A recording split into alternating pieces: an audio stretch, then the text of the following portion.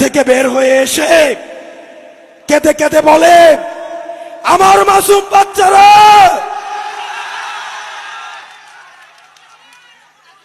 আমরা কি জানি না গত 16 বছর আপনাদের ব্যাংক কেমনে ছিল,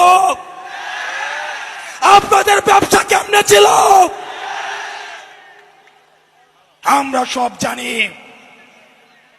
কারে ভয় দেখান, আর কারে ভয় দেখান?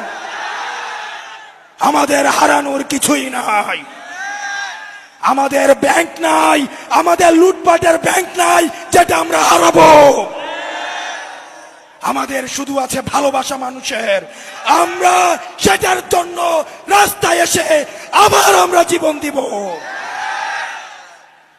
ডিসিএসপিদের বলছি, আপনারা যে ভালো ব্যবহার করছেন আমরা জানি, আপনারা চিপায় পড়ে আমাদের সাথে ভালো ব্যবহার করছেন।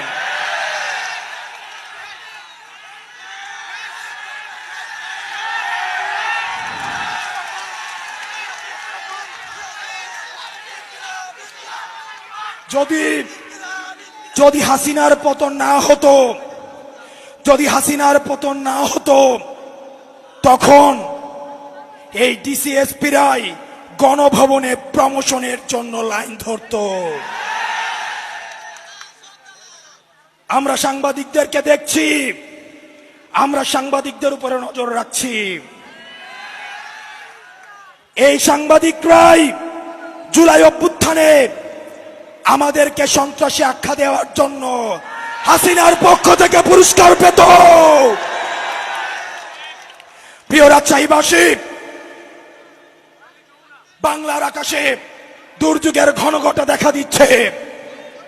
আপনাদেরকে সতর্ক থাকতে হবে।